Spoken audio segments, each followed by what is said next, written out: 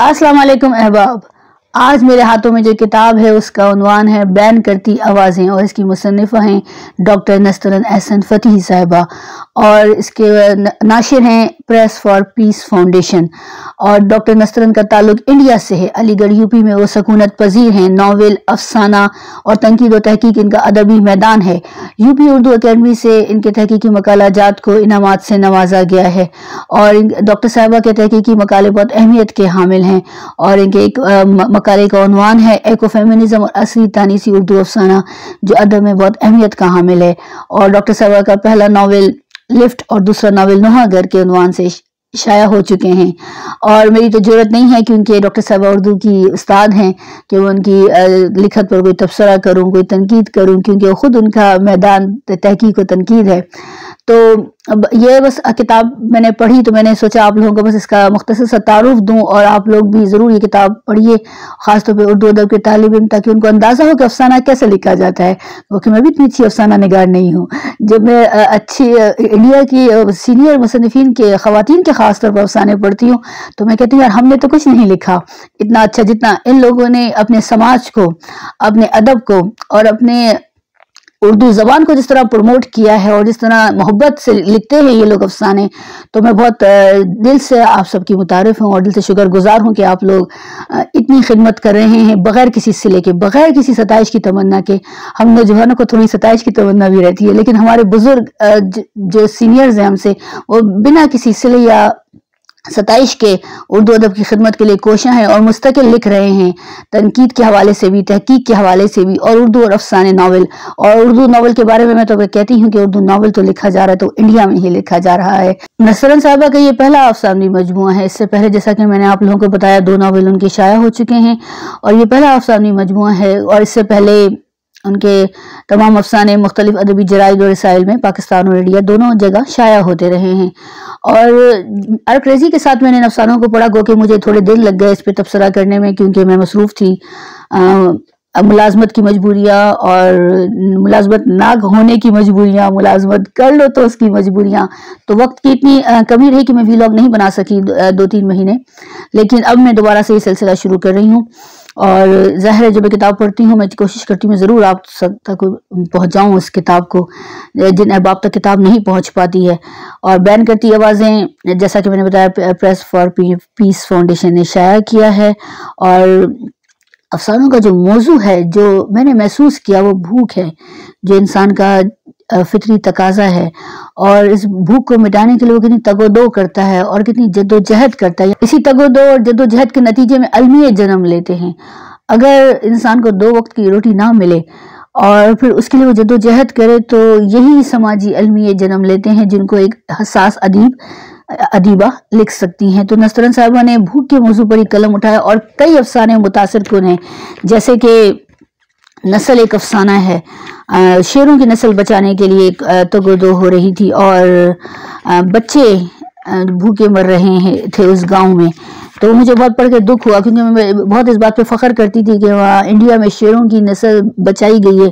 मैं दिल में सोचती थी कितना अच्छा उन्होंने काम किया, लेकिन जो अलमिये भी जन्म लिए हैं, जैसा कि पिछले दिनों में चीन की कुछ कहानियां पढ़ी तो चीन की तरक्की के राज के पीछे जो पिन्हा है उसके पीछे अलमिये पिन्हा है।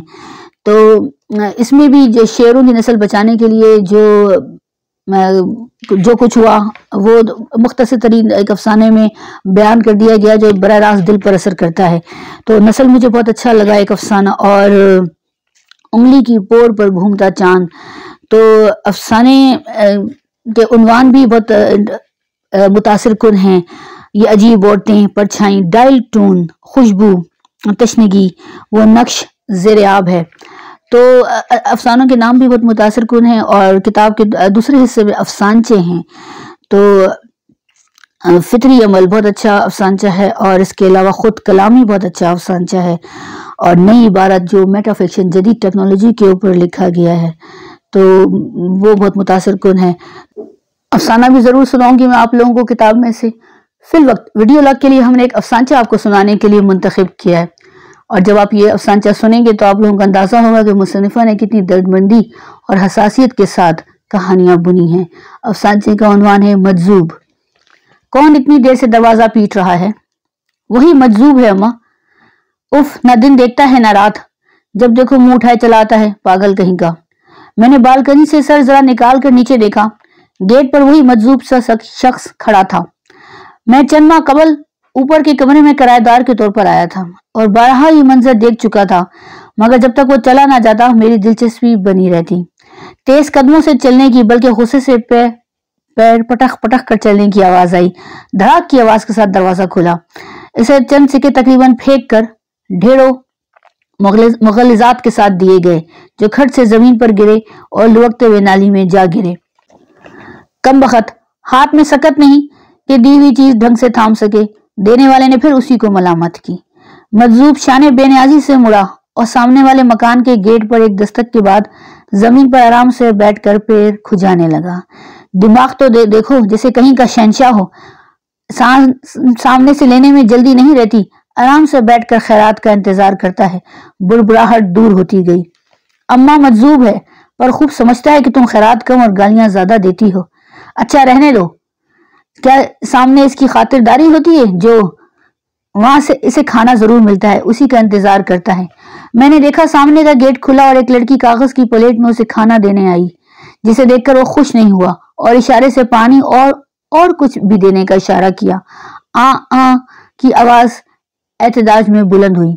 लड़की ने नागवानी से उसे जाने का इशारा किया और पानी के लिए करीब के खाली प्लॉट में लगे नलके की तरफ इशारा करके अंदर चली गई। वो उठा और लखड़ाता हुआ नल की तरफ गया।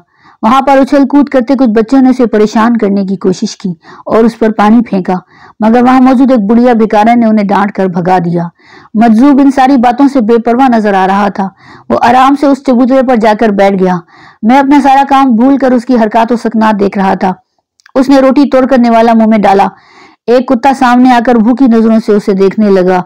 मजजूब ने हाथ में पकड़ी रोटी उसकी तरफ उछाल दी और प्लेट में पड़ी आखिरी रोटी उठाई। इसके अलावा जरा से चावल भी थे।